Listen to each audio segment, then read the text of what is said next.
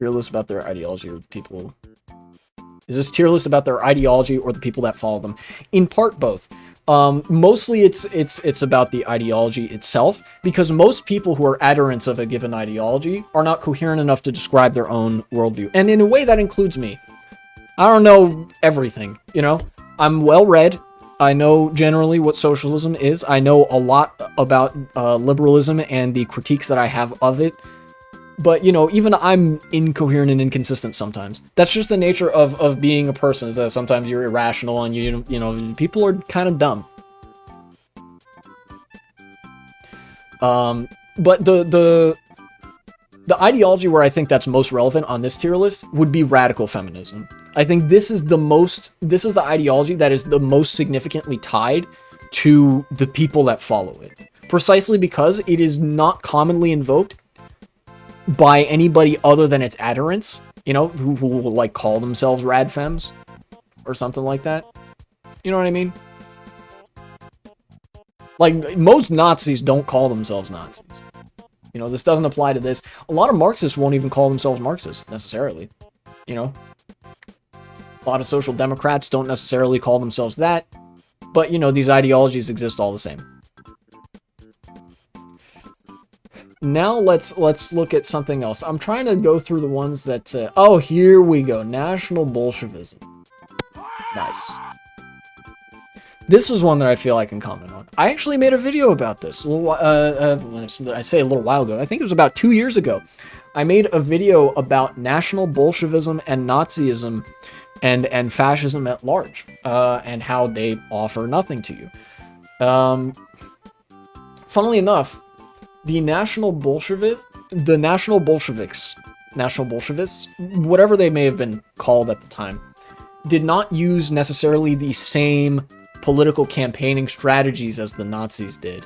You know, where where Hitler has the big sign, National German Party for the wealthy people, and then Socialist Workers' Party for like the workers and stuff. You just kind of bounce back and forth. I don't think the National Bolsheviks did that, but fundamentally their ideology is basically the same as the Nazis. The reason I put them here is because, like, National Bolshevism is a very neutered version of Nazism. It doesn't have the sort of historical death toll that Nazism had behind it. Especially if you can see on this list that my camera's obscuring this. Mao and Stalin are right here. There's a lot of overlap between them and the National Bolsheviks, but because they exist here as their own things and the National Bolshevism is a separate one, I feel comfortable putting that up there. Mao and Stalin, if I do get to them, undoubtedly going in the same tier as Hitler. But yeah, National Bolshevism, because it is a fascist ideology, and it made an early attempt to co-opt the image of socialism, a pretty fuck you ideology, you know, anti-art, anti-women's liberation, anti-Jewish for most of them, you know, very anti-Semitic. Some of the earliest Nazism were in Russia and Germany. Very, very anti-Semitic political climates. Basically, it's kind of the same as Nazism. But Nazism came afterwards. In fact, if you ever see this,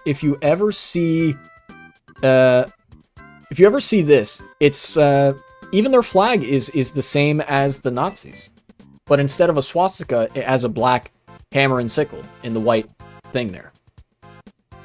This is another symbol of National Bolshevism. Yeah, you can see the National Bolsheviks were a contingent part of the governing coalitions of the Soviet Union, at least in the first half of its existence. You can see here there's some modern National Bolsheviks in Russia.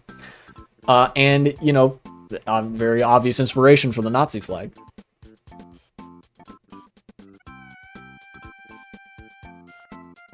Dude, Russian politics is so cooked. The Bolsheviks, the Nazbols, are like on the leftward end of Russian politics, which is insane to me. Why does every version of Nazism say Jews are bad? That's a good question, and that is because fundamentally National Bolshevism and Nazism are still attempting to be anti-capitalist ideologies, but they are also capitalist ideologies. They have to have the cake and eat it too, and quite frankly, they're not all that smart. And you know what they say, anti-Semitism is the stupid man's anti-capitalism. Seriously, if you read the contemporary discourses at the time of the Nazis and the Nazis, mostly the Nazis, because they're, you know, there's more historical memory of that. And the mass psychology of fascism, you read about how there was like one of the main things that the Nazis hammered away on, one of the ways that they capitalized off anti-Semitic sentiment, was that saying Jews equals finance capital. Finance capital, fucking ruinous force the world around. The financialization of industries and you know, turning everything into an investment fund, into a hedge fund. One of the main driving forces behind shitification, because it's just speculation, speculative investment that turns everything into shit, because that's easier to bet on and get more money. It's easier to monetize at any stage in the process. They just basically took something that they didn't understand and said, yeah, it's the Jews. The Jews are this actually big, complex force in a capitalist economy that is making everybody's lives worse and hollowing out society. And they said that equals Jews, because they're dumb. And also, they hated Jews already. Funny thing is, they're also like, I can't be anti-Semitic, I support Israel. That is true. A lot of Nazis are very pro-Israel. In fact, there was actually, what was it, the Irgun? There was a proto-Israeli militia, a like pro-Israeli, like, nationalist militia that reached out to Hitler in the 1930s to ask for his support in forming a Jewish state. One of the early Nazi plans for, you know, what do we do about all these Jews in Germany? One of their early visions was to do a mass deportation. Sound familiar? And to basically send the Jews over to what was at the time the Palestinian Mandate, to create like historical Judea or whatever. The Israeli state was like, in its modern form, is a creation of the Nazis, you know, complete with the apartheid and stuff. And the Irgun, that militia from the 1930s that reached out to the Nazis for political support, that was like, hey, we like your idea of a Jewish supremacist state where we get to do the apartheid and we won't bother Germany, that's fine. We like that idea. That militia became the Likud party, which currently governs Israel, and that Benjamin Netanyahu is a part of.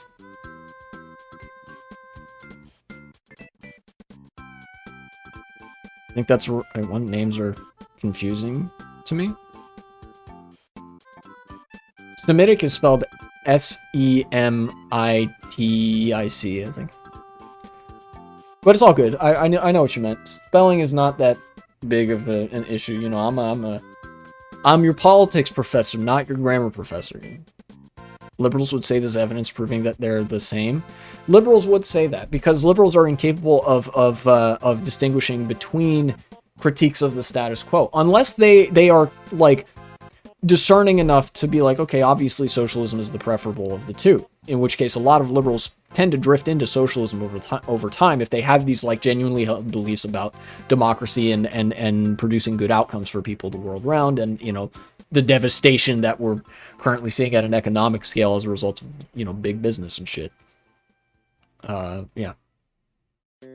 Yeah, to the more reactionary liberal, funnily enough, to the liberal that is more or less similar to the fascists, they are incapable of distinguishing Nazism and socialism because they view them both as a threat to themselves.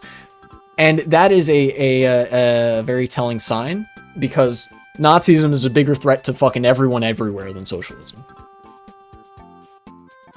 Talking about earlier, the similarities between the Nazis and the socialist side. Oh, you mean the Nazis? You meant the Nazis? Okay, yeah. But yes, liberals would look at that and be like, see, they're the same, guys. And it's kind of for that same reason, that they already don't like both of them.